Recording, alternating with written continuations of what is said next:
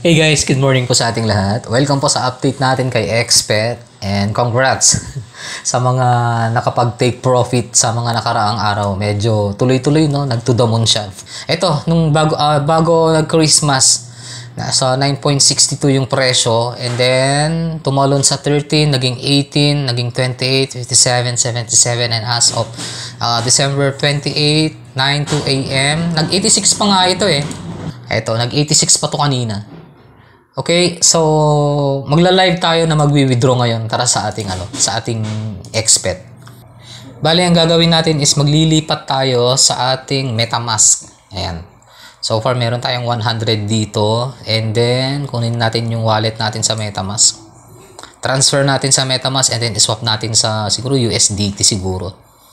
Para kahit pa paano makapag-take profit naman tayo. Okay, kopyahin natin yung wallet natin and then sa wallet dito sa withdraw, enter natin, paste, and then BPET, maximum na natin, 100 lang. Tanggalin natin yung butal. Ayan. Sa 2FA, hanapin natin sa ating Google Authenticator. Okay, magkano yung magiging gas fee? Okay, withdraw successful. So, lumipat na yan sa ating MetaMask. Ang galing no, parang wala yatang naging gas fee sa pag-transfer ng Expect papunta sa MetaMask natin. Okay, check natin tong ating MetaMask kung dumating. Ayun, dumating na siya guys. So may 147.48 USDT. Worth it ba na mag-convert? Yes, kasi somehow mag-take profit din tayo. Mahirap naman na maging greedy. Profit is profit anyway. So, sa ating MetaMask, siguro dito na lang din natin gawin. Sa MetaMask na lang din. Convert na lang natin sa USDT. Okay, sa swap na natin. Dito na natin gagawin, guys. So, from BPET to maximum na rin natin. So, to USDT. Ayan. Tingnan natin kung ilan yung nare-receive natin. 147.45 ang estimate niya. Ang laki ng gas fee. $6.57. Malaki-laki rin, guys. Kahit din naman siguro sa Uniswap, pag pumunta tayo, ganyan din ang magiging gas fee. Subukan natin guys. Tara sa Uniswap. Baka mas makamura tayo ng gas fee. Launch natin. BPET to USDT yung conversion na gagawin natin. Baka mas mura dito.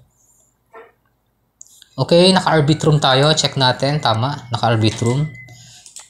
Check natin yung ating BPET. Convert natin sa USDT.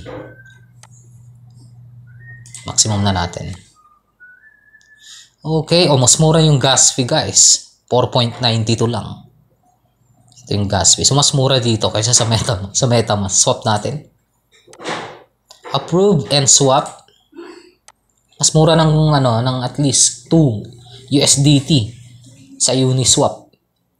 Okay, so the rest of you guys, pwede nyong ibenta via GCash pag wala kayong ganyan. Pag halimbawa meron kayong naipon ng mga BPET tas gusto nyong irekta sa GCash, pwede nyo akong i-PM sa FB para pwede nyong irekta na lang sa wallet ko tapos bayaran ko na lang via GCash. Kasi ang mangyayari niyan, ang conversion nyo yan from USDT papunta na naman sa mga kung saang centralized exchange or decentralized platform na pag-exchange. San po ninyo? Let's say Bybit or Binance. Lalo na Binance, pawala na ang Binance sa Pilipinas.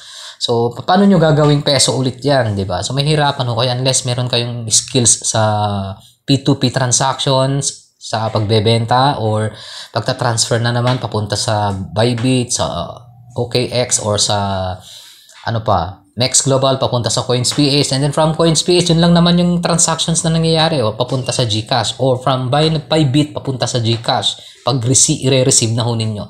So, mababawasan na naman yung inyong mga token sa sa gas fee.